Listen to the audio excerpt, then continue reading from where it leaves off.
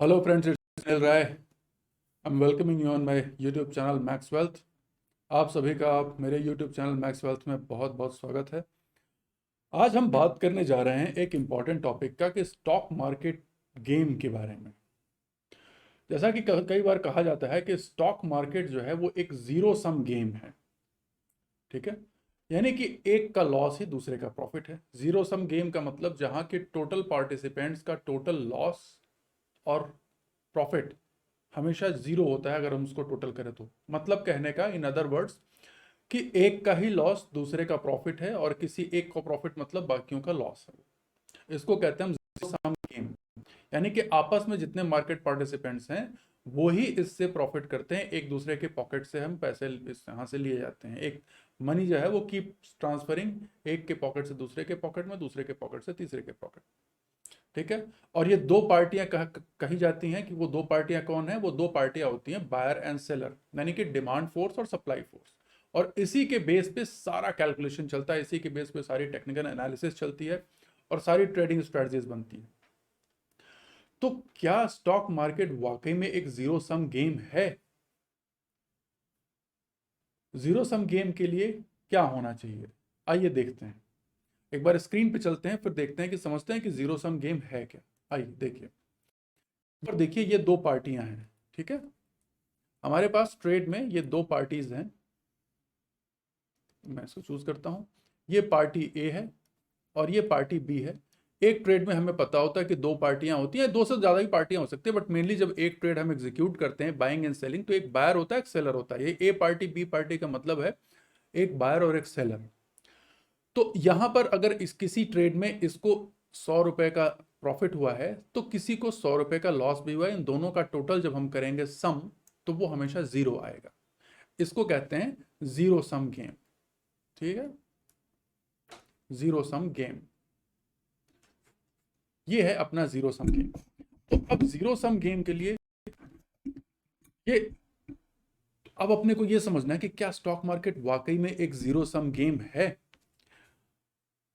तो मैं अब आपको बताऊं कि स्टॉक मार्केट प्रैक्टिकली में एक जीरो सम गेम नहीं है। आइए देखें कैसे। देखिए स्टॉक मार्केट में, अब जरा हम अगली शीट देखते हैं।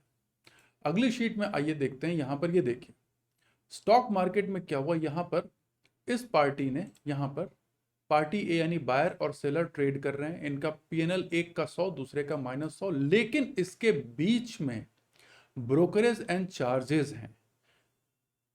जो जिस पार्टी ने विन किया है, यानी जिस पार्टी को प्रॉफिट हुआ, ट्रेड में विन हुआ, उसको प्रॉफिट हुआ, उसके ऊपर भी लगभग अज्यूम कर रहे हैं कि 5 रुपए का टैक्स लगा। ये एक अजम्पशन। जिस पार्टी ने लूज किया उसके ऊपर भी 5% का टैक्स लगा, ठीक है। तो ये हमने एक अजम्पशन कर लिया है कि 5 रुपए टैक्स लग गए। इसका नेट पीएल 95, ये इसको 100 इसकी विनिंग थी, 5 रुपए का ब्रोकरेज एंड चार्जेस लगे तो 95 इसकी विनिंग हुई। इसके 100 रुपए इसके लूज हुए, ठीक है। इसमें भी ब्रोकरेज एंड चार्जेस 5 रुपए लगे तो 105 इसका टोटल लॉस हो गया। दोनों का सम क्या है? -10। 95 और 105 के बीच का जो डिफरेंस है, जो हम टोटल करेंगे तो ये -10 आएगा।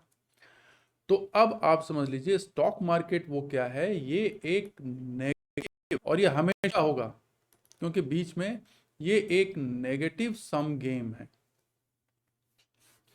ये चीज बहुत इंपॉर्टेंट है समझने के लिए कि स्टॉक मार्केट जो कहते हैं ना कि it's a zero sum game, it's a zero sum game नहीं।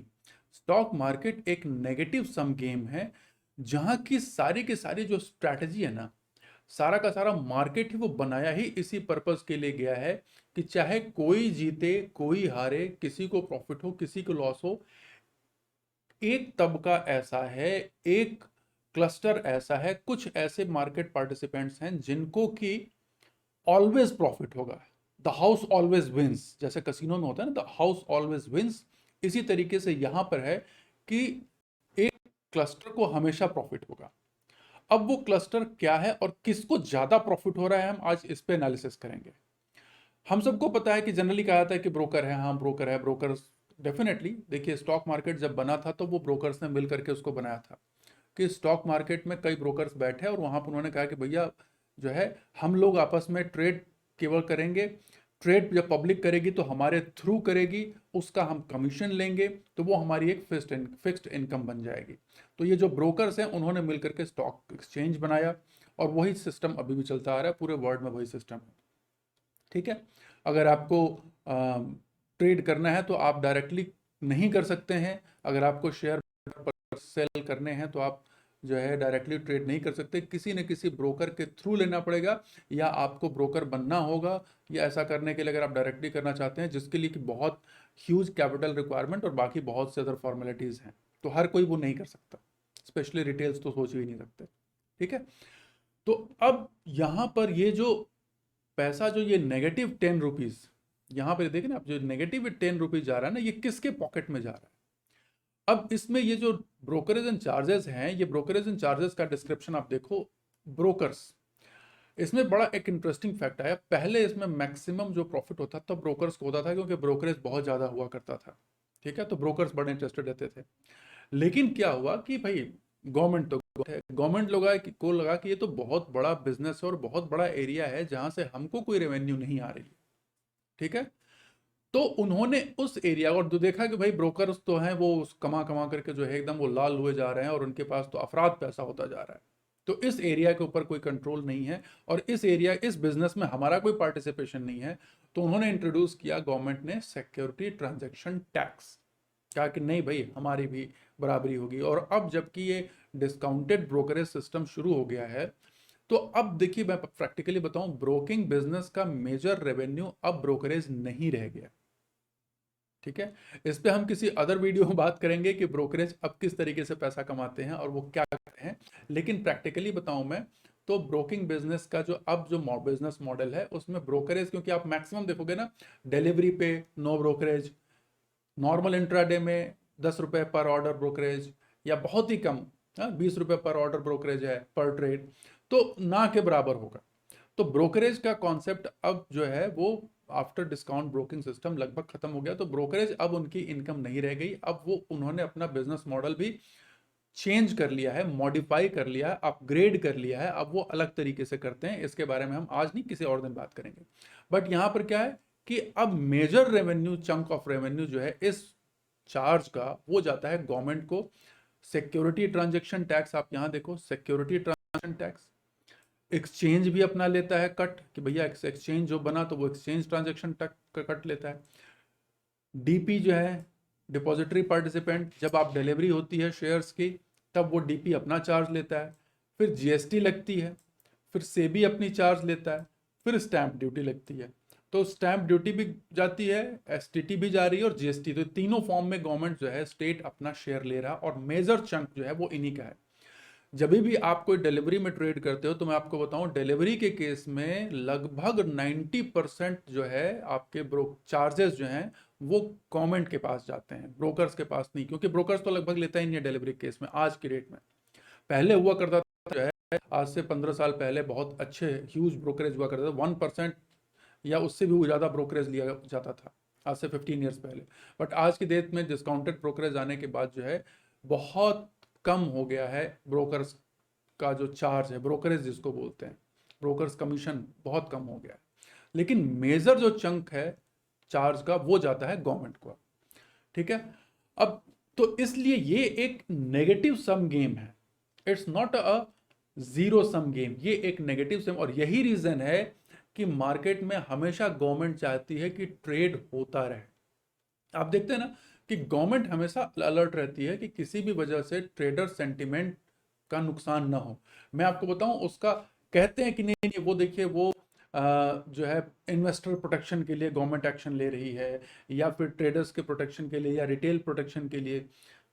प्रैक्टिकल जो बात है वो ये है कि उनको पता है कि जब तक रिटेल पार्टिसिपेंट्स का, ठीक है, क्योंकि अब पॉपुलेशन मेजर उन्हीं की है, तो रिटेल पार्टिसिपेंट्स का जो है, जब तक फेथ इस सिस्टम पे बना रहेगा तभी तक वो ट्रेड करेंगे। अगर वो फेथ खत्म हो गया तो बिजनेस खत्म। तो उस फेथ को बनाए रखने के लिए गवर्नमेंट जो है वो पूरे सिस्टम को कंट्रोल करती है, रेगुलेट करती है, सारी चीज़ों को इंश्योर करती है कि स्टॉक मार्केट सही ढंग से चले। और उसके बदले में उसको आप देखो, चार्जेस का जो भी आप ट्रांजेक्शन करते हो, बाय करते हैं, सेल करते हैं, चाहे आपको प्रॉफिट हो लॉस हो, उसका मेजर चंक जो है वो जाता है गवर्नमेंट को। अब कितना जाता है, आइए हम एक सिंपल एग्जांपल के साथ समझते हैं। ये मैं शेयर करता हूं आपके साथ में, हम अपने स्क्रीन पे ले आते हैं। देखिए ये है जीरोधा का सिंपल सा ब्रोकरेज कैलकुलेटर। ठीक है, आप यहां देखो सेम टर्नओवर यहां पे है एंटर किया हुआ है। इंट्राडे इक्विटी के केस में आप देखो 8,40,000। हम कोई भी डेटा चेंज नहीं करेंगे, जो इसका स्टैंडर्ड डेटा है वही एनालाइज करेंगे। हमको ये समझना है कि ये जो नेगेटिव सम गेम है उसमें नेगेटिव पोर्शन जो जा रहा है बायर और सेलर के पॉकेट से, जो है पैसा निकल रहा है, वो कहां जा रहा है। तो ये देखिए ब्रोकरेज जो है इंट्राडे इक्विटी के केस में 8,40,000 का है, केवल 40, क्योंकि 20 रुपए पर ट्रेड, बाइंग सेलिंग दोनों लेग पे 20-20 रुपए, तो 40 रुपए, दैट्स इट। एसटीटी कितना है 110। एक्सचेंज ट्रांजेक्शन चार्जेस लगभग 29 रुपीज। क्लियरिंग चार्ज कोई भी नहीं है। जीएसटी 12 रुपए है, 12 रुपीज 42 पैसे। सेबी चार्जेस 1 रुपए के बराबर है। Stamp duty 12 rupees. Total tax and charges आप देखो 204.39। ठीक है, 204.39 8,40,000 में। अब इस 204 में आप देखो 110 तो सिक्योरिटी, जीएसटी 12 और 12, तो मोर देन 60% जो रेवेन्यू है इंट्राडे के केस में, more than, sorry revenue charges, more than 60% जो चार्जेस हैं वो गवर्नमेंट को जा रहे हैं। अब डिलीवरी के केस में आप देखो, you will be surprised. Delivery के केस में आप देखिए टोटल टैक्स एंड चार्जेस कितने हैं 950, लेकिन एसटीटी ब्रोकरेज जीरो। एसटीटी यहां देखिए आप, एसटीटी कितना हो गया 840, यहां कितना था 950, और जीएसटी 5 रुपए यहां पे हो गई। ठीक है, डीपी चार्जेस 15, एक्सचेंज 28, तो 950 और स्टैंप ड्यूटी 60, तो 840 और 60 और 5, तो भैया 905 आउट ऑफ 950, 905 जो है वो गवर्नमेंट के पॉकेट में जा रहा है। ठीक है, स्टैंप ड्यूटी भी गवर्नमेंट को जा रही है, जीएसटी भी गवर्नमेंट को जा रही है, एसटीटी भी गवर्नमेंट को जा रही है। तो 950 रुपए लगभग जो चार्जेस हैं डिलीवरी केस में 8,40,000, उसमें से 905 रुपए यानी 905 रुपीज अप्रोक्सीमेटली वो गवर्नमेंट के पॉकेट में जा रहे हैं, more than 90% of the total charges. तो आप जो चार्ज पे कर रहे हो ना इस ट्रांजेक्शन में, उसके 90% चार्ज वो गवर्नमेंट को जा रहा है। अब एफएनओ के केस में देखते हैं। एफएनओ के केस में देखियो ब्रोकरेज 40, टोटल कितना है 120। 120 में 40 ब्रोकरेज को भी मिलता है, ब्रोकर को मिल रहा है। एसटीटी 44, एक्सचेंज को 16 रुपए, GST 10, SEBI charge 9, stamp duty 8, तो गवर्नमेंट को कितना मिला 44 प्लस 10 54 प्लस 8। ठीक है, 54 प्लस 8 कितना हो गया 62। तो आउट ऑफ 1 मतलब 50%, लगभग ये 50% इसका एफएनओ के केस में, लगभग 50%, डिलीवरी केस में मोर देन 90% गवर्नमेंट को जा रहा है। यहां भी सेम वही लगेगा। आप देखो 122 में लगभग वही रेशियो है। यहां पर केवल एसटीटी थोड़ा कम है। ठीक है, एसटीटी 44 का, फ्यूचर ऑप्शन के केस में एसटीटी 22 हो गई। ठीक है, जीएसटी लेकिन बढ़ गई 15, और स्टैंप ड्यूटी 1। तो यहां ऑप्शन के केस में, ऑप्शन ट्रेडिंग के केस में 122 में जो मेजर पोर्शन जा रहा है वो 80 और 15, देखो यहां पे 22 प्लस 15 प्लस 1, तो 38, मतलब लगभग 40 रुपए, तो लेस देन 50%। तो ऑप्शन के केस में गवर्नमेंट को सबसे कम रेवेन्यू हो रहा है ऑप्शन ट्रेडिंग में। अदरवाइज इंट्राडे इक्विटी में, डिलीवरी में सबसे ज्यादा, और एफएनओ फ्यूचर्स में भी अच्छी इनकम हो रही है। ठीक है, तो इस केस में अब ये है गेम के रियल बेनिफिशियरीज, जिनको कि चाहे मार्केट कहीं किधर भी जाए, कहीं भी जाए, इस बिजनेस में बेनिफिट असली गवर्नमेंट को हो रहा है और ब्रोकर्स को हो रहा है। ब्रोकर्स को अब आज के रेट में बहुत ज्यादा बिजनेस नहीं, मतलब ब्रोकरेज के थ्रू बहुत ज्यादा नहीं हो रहा है। उनकी अपनी सोर्स ऑफ इनकम है, अपनी सोर्स ऑफ बिजनेस मॉडल अब उन्होंने चेंज कर लिया, जैसा मैंने कहा। तो इस बात को हमेशा ध्यान रखना है कि अब एकदम क्लियर है कि stock market is not a zero game, it's a negative sum game. It's a negative sum game. आप जो भी करोगे ये टोटल हमेशा नेगेटिव ही होगा, नेट पोजीशन हमेशा नेगेटिव ही होगी। नेट पोजीशन कभी भी, यहां जो हम सोच रहे थे कि ये दोनों का टोटल करें तो ये पोजीशन जीरो नहीं होगी, net position will always be negative. It's a negative sum game. तो इस नेगेटिव सम गेम में हमको बचने के लिए क्या करना है? इस नेगेटिव सम गेम से बचने के लिए हमको, इसीलिए कहते हैं मनी मैनेजमेंट में सबसे बड़ी चीज कि more you will trade more you will lose. ठीक है, जितने ज्यादा ट्रेड आप लोगे एक के बाद एक के बाद एक के बाद, और आप ध्यान रखिए डिलीवरी में सबसे ज्यादा चार्जेस हैं और डिलीवरी में सबसे ज्यादा गवर्नमेंट को रेवेन्यू है। तो डिलीवरी में अगर आप फ्रिक्वेंटली डिलीवरी में ट्रेड करते हैं बहुत ज्यादा, तो आपको ह्यूज चार्जेस आपके कटेंगे और आपका कैपिटल धीरे धीरे चार्जेस के द्वारा ही बहुत ज्यादा नुकसान होने की संभावना है।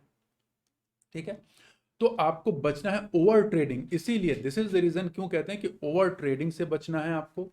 मल्टीपल ट्रेड्स नहीं लेने, लिमिटेड ट्रेड्स लीजिए, अपना सेटअप चूज करके लीजिए। Trade like a sniper, not like a machine gunner. ठीक है, क्यों? क्योंकि अगर आप मशीन गनर के ट्रेड करोगे तो फिर आप कभी भी इस गेम में विन नहीं कर सकते, because it's a negative sum game. आपको लगेगा कि नहीं हमने तो प्रॉफिट किया, बट जब आप चार्जेस देखोगे तो चार्जेस सारे के सारे आप देखते हो, कई बार आपको लगता है कि अरे हाँ आज तो मैंने 1,000 रुपए का प्रॉफिट किया। बहुत लोगों से है जो नए नए आते हैं ना ट्रेड करने, वो देखते हैं अरे आज तो मैंने 1,000 रुपए का प्रॉफिट किया, लेकिन जब अगले दिन उनका स्टेटमेंट आता है ना, अपने जब पीएल स्टेटमेंट में जाकर चेक करते हैं तो लगता है कि उस 1,000 रुपए के प्रॉफिट में भाई 600 रुपए तो ट्रांजेक्शन लग गया, तो नेट प्रॉफिट तो 400 का ही हुआ। तो अब आपका रिस्क रिवॉर्ड सारा गड़बड़ हो गया। जो आपने सोचा कह रहे नहीं नहीं मैंने तो भाई 500 रुपए का रिस्क रखा था और 1,000 रुपए का प्रॉफिट, तो मैंने तो 1:2 का मेरे को प्रॉफिट हुआ। लेकिन एक्चुअल में आप देखो तो आपका 1 आवर का भी प्रॉफिट नहीं हुआ। आपने 500 का रिस्क रखा था, उसके बदले आपको 500 का भी प्रॉफिट नहीं हुआ, आपको केवल 400 का प्रॉफिट हुआ, क्योंकि 600 रुपए जो है वो आपके चार्जेस में चले गए। तो you have to be cautious with this negative sum game. ठीक है, and it has been very cleverly crafted to earn huge money from the retail participants।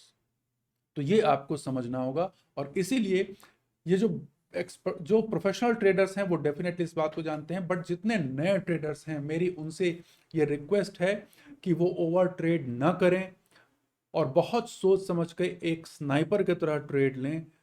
Maximum दिन के अंदर आप 2 या 3 ट्रेड ही लें, उससे ज़्यादा ट्रेड ना लें। डिलीवरी में आप बार बार ट्रेड ना करें, क्योंकि डिलीवरी में आप जितनी ज़्यादा अगर एक महीने में अगर आपने कई बार ट्रेड कर ली डिलीवरी में, तो आपका बहुत ह्यूज अमाउंट, अगर आप ट्रेड में ब्रेक इवन पे भी रहते हो, लॉस की तो मैं बात ही नहीं कर रहा, अगर आप ब्रेक इवन पे भी रहते हो तो भी आपका बहुत ह्यूज अमाउंट जो है वो चार्जेस के फॉर्म में डिडक्ट हो जाएगा आपके कैपिटल से। ठीक है, तो वो कहते हैं ना कि डेथ बाय 1,000 कट्स। तो ये जो चार्जेस है, ये जो नेगेटिव सम गेम है, ये क्या करता है आपको थोड़ा थोड़ा ब्लीड करता है। लेकिन एक मार्शल आर्ट में स्टेटमेंट है कि डेथ बाय 1,000 कट्स। तो अगर किसी इंसान को छोटे छोटे छोटे छोटे 1,000 कट्स अगर उसके ऊपर कर दिए जाए तो वो ऐसे ही मर जाएगा। ठीक है, तो you have to be cautious कि ये जो गेम है, ये जो बायस्ड गेम है, it's a tilted game, it's not a fair game, tilted game. ये गेम पूरा का पूरा टिल्टेड है गवर्नमेंट के फेवर में और जो ब्रोकर्स हैं उनके फेवर में। ठीक है, तो ये मैं अभी केवल बात कर रहा हूं चार्जेस की, मैं इसकी बात ही नहीं कर रहा कि ऑपरेटर जो गेम खेलता है वो, और फिर जो बड़े फंड्स जो गेम खेलते हैं वो, या फिर कोई बड़ा बिजनेस हाउस किसी ऑपरेटर के साथ मिल करके अपने शेयर्स की उठापटक करते हैं, मैं उसकी बात ही नहीं कर रहा।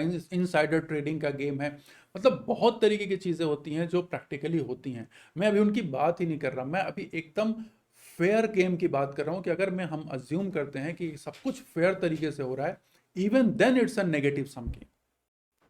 ठीक है, तो अब आप समझ सकते हो कि प्रैक्टिकल लाइफ में तो सब कुछ होता है, ऑपरेटर भी मूव करते हैं, स्टॉक्स मैनिपुलेट होते हैं, मार्केट को मैनिपुलेट किया जाता है, डीआईआईज एफआईआईज का मैनिपुलेशन चलता है। ठीक है, गवर्नमेंट की इंफॉर्मेशन के बेस पे मैनिपुलेशन चलता है, इनसाइडर इंफॉर्मेशन के बेस पे मैनिपुलेशन चलता है। तो बहुत तरीके के मैनिपुलेशन मार्केट में होते हैं। अगर उनको अकाउंट फॉर कर लिया जाए तो ये गेम रिटेलर्स के लिए, पूरा स्टॉक मार्केट का गेम जो है वो बहुत ही, मतलब कह सकते हैं कि अनफेयर गेम है। लेकिन अब इसमें आप जीतेंगे कब? जब आपके पास अपना एक प्योर सेटअप होगा, एक परफेक्ट सेटअप। एक सेटअप, देखिए परफेक्ट सेटअप ट्रेडिंग का कुछ भी नहीं होता है। आप एक अपना सेटअप ले लो और उस सेटअप के साथ आप ट्रेड करो। ठीक है। और इसीलिए मैं आपको बताऊं, जो लॉन्ग टर्म इन्वेस्टर्स हैं, जो लोग लॉन्ग टर्म इन्वेस्ट करते हैं, उनकी कैपिटल ज़्यादा बिल्डअप होती है। क्यों? क्योंकि जो लोग लॉन्ग टर्म इन्वेस्ट के लिए करते हैं कि एक बार ले लिया तो 4 साल बाद अब उसको बेचेंगे या 2 साल बाद बेचेंगे, उनके केस में क्या होता है कि ये जो नेगेटिव सम गेम का इफेक्ट है उनके ऊपर नहीं पड़ता, क्योंकि वो बेचेंगे ही नहीं, वो ट्रांजेक्शन करेंगे ही नहीं। तो ना तो गवर्नमेंट उनसे ले पाएगी, ना ही ब्रोकर उनसे ले पाएगा। लेकिन बस उसमें एक ही कंडीशन है कि भाई उन्होंने ऐसे स्टॉक में शेयर लगाया हुआ हो जो कि धीरे धीरे बढ़ता जा रहा। तो यानी कि एक मल्टी बैगर स्टॉक को चूज करना और उसमें पैसे डाल करके और चुप से बैठे रहना, वो सबसे अच्छी स्ट्रैटेजी है इस नेगेटिव सम गेम के इफेक्ट को खत्म करने के लिए। लेकिन अगर आप ट्रेड भी करते हो तो भी आप ध्यान रखो, अगर आप ट्रेड करना चाहते हो तो don't take multiple trades in a day.